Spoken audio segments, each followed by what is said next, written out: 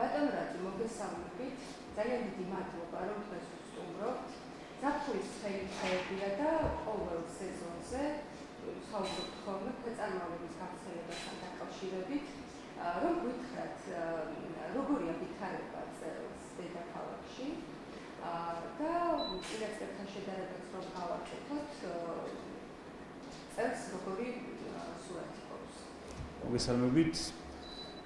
ყოველი წლის გაზაფხულისა და თბილი დღეების დადგომის ზაფხულის დღეების დადგომასთან ერთად ჩვენ დედაქალაქში და მთლიან საქართველოში ძალიან ხშირად არის ხოლმე აჟიოტაჟი ქვეწარმავლების გამოჩენასთან და აღმოჩენასთან დაკავშირებით და მათ კუთხით, რომ თითქოს წელს ბევრია რაღაცა განსაკუთრებული წელი გვაქვს და ასე შემდეგ.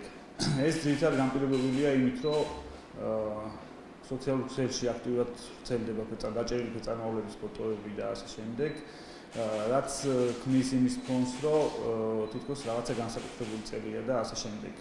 ისევე როგორც წინა წლებში, ჩვეულებრივად არის არაფერი განსაკუთრებული, ცხოვრობენ ჩვენს დედაქალაქში ქვეწარმავლები ოდითგანვე და ადამიანთან შეხვედრის დროს ხდება ეგ წინაპირობა იმისა, რომ თითქოს რაღაცა ბევრია და ასე შემდეგ. თუმცა რეალობა არის ის, რომ ისევე როგორც წინა წლებში არიან ქვეწარმავლები, ხვდებიან და ასე შემდეგ. არაფერი განსაკუთრებული, ჩვეულებრივად სიტუაცია მაგხრი. და გიურზებთან დაკავშირებით სადაც რომ გითხრათ, წელს თუ არის ყოფილა აღმოჩენის შემთხვევები და რამდენობას რო გითხრათ აი თქვენ შეფასებით. გიურზებით ცხოვრობენ ჩვენ დედაქალაქში. მინდა მაყურებელს მივაწოდოთ სწორი ინფორმაცია, რომ არ შექმნათ რაღაცა ისეთი ფონი, საპანიკო ფონი მაგხრივ. არის ჩვენ დედაქალაქში ადგილები, სადაც შემოგარენში ძირითადად, სადაც არის გიურზის გავრცელების არეალი და შესაძლებელია გქონდეს მათთან შეხვედრის მომენტი. მე პირადად დაახლოებით 10-მდე გიურზა პოსტელს დაჭერილი უკვე, მაგრამ ეს არ არის რაღაცა განსაკუთრებული ციფრი, ჩვეულებრივად როგორც ყველა წელს დაახლოებით აქ ციფრებთან გვაქვს.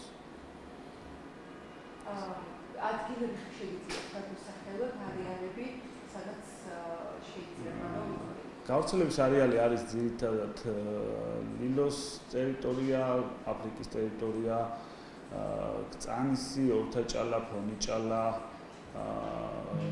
ტაბახმელა, შინდისი, ძირითადად ეს არეალებია, სადაც გიურზის შეხვედრის ალბათობა არსებობს. ყველაზე მეტი გამოძახება საერთოდ რომელ უბნებში არის ხოლმე?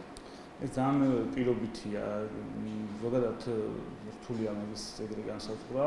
ყველა უბანში არსებობს ისევე როგორც მთლიან საქართველოს მასშტაბით, ხვდებიან ქვეწარმავლები და შესაბამისად ყველა უბნიდან ხდება გამოძახება. ამასთან ერთად ამ გამოძახებების დაახლოებით 60-70% დედაქალაქში მოდის უბრალოდ ხოკერასთან დაკავშირებით, რომელიც რეალურად არ არის ყველი, უკვე ხებოხლიკია და სულად უწყინარი არსებაა და უსაფრთხოა ადამიანებისთვის და საფრთხეს არ წარმოადგენს. თქვენი რეკომენდაციები, რჩევები, როგორი არის მოქალაქეებისთვის, აი როდესაც ნახავს ყველს, აი როგორია მოიქცეს ამ დროს ადამიანი უმეტესობას ეშინია ხოლმე, აი რა რჩევებს მისცემთ ამ შემთხვევაში? აქ შემთხვევაში ჯერ პირობითად ავიღოთ ის, რომ სად შეხვდება ქვეწარმავლები, ეგ არის მნიშვნელოვანი. თუ შეხვდება ჩვენი საცხოვრებელი სახლის, ჩვენი საცხოვრებელი უბნის მიმდებარე ტერიტორიაზე და როცა ხდება შესაბამისი ჯგუფის გამოძახების აუცილებლობა, რეკომენდირებულია ის, რომ პირველ რიგში შორი ახლოდან ვადევნოთ თვალი ამ გველის გადაადგილების მიმართულებას.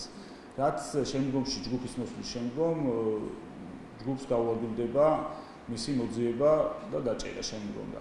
თუ ბუნებაში შეხვდება, მოვერიდოთ აუცილებლად, ყველა შემთხვევაში უნდა მოვერიდოთ, რა თქმა უნდა და თუ ბუნებაში შეხვდება, მოვერიდოთ, გამოვიწიოთ და შესაბამისად მივცეთ იმის საშუალება ყველს, რომ თავისი გზით წავიდეს, რაც 99% შემთხვევაში ეგრე ხდება და წავათავისით, იმიტომ რომ როგორც ადამიანებს გვეშინია ჩვენ ეშინიათ უმეტესობა ადამიანებს ქვეწარმავლის, შეწარმოავს ჩვენზე ბევრად უფრო მეტად ეშინია და ყველა შემთხვევაში ეს ხდება, რომ ადამიანთან შეხვედრის დროს გაარკვევს ტერიტორიას თავი. დაკვრის შემთხვევაში როგორ უნდა მოიქცეს ადამიანი პირველად დახმარების გაწევა, აი რას გულისხმობს და როგორია ანიმაციურ შექმნილი რჩევები? დაკვრის შემთხვევები მინდა ასევე ხაზგასმით გამოვყო, რომ დაკვრის შემთხვევები არის ძალიან იშვიათი. თუ შემთხვევით ფეხია დაადგა ადამიანმა დაჭერა არ დაუპირა ან ინტერესის და გულისთვის არ გამოხატა რაღაცა ისეთი ქმედება, რაც შემდგომ გველს აიძულებს რომ მოახდინოს დაგესვლა, ისე თავისი მით ეგრე არ ხდება, რომ ეს რაღაცა გამოიქანოს, გამოგეკიდოს და რაღაცა სხვაოსად არ ხდება რა. პირველ რიგში მივცეთ საშუალება, რომ თავისი წავიდეს გველი, არ გამოხატოთ ზედმეტი ინტერესი იმ მხრივ, რომ დაუპიროთ დაჭერა ან შემთხვევით ფეხი არ დავადგათ, რაც აგვარიდებს დაკვენის ფაქტებს. ხოლო დაკვენის ფაქტის შემთხვევაში აუცილებლად მიმართოთ 112-ს და მოხდეს კლინიკაში პაციენტის გადაყვანა. ასევე რეკომენდირებულია ასევე ჰორიზონტალურად მდგომარეობაში დაწოლა, მაქსიმალურად დიდი რაოდენობის სითხის, წყალის, ხაზგასმით წყალის მიღება და ასევე ნაკლებად ნერვიულობა, ცოტა ისეთი მცნება, მაგ დროს არის ნერვიულ ადამიანმა, მაგრამ ნაკლები ნერვიულობა, რათა სისხლის მოქცევა არ აჩქარდეს და არ დააჩქაროს მოვლენები. და მიმართვა ისევ და ისევ საექიმო განყოფილებას. ნაკბენის მიხედვით განასხვავებენ, ხო, აი ნაკბენის მიხედვით შეიძლება ბაქარიკოს ადამიანმა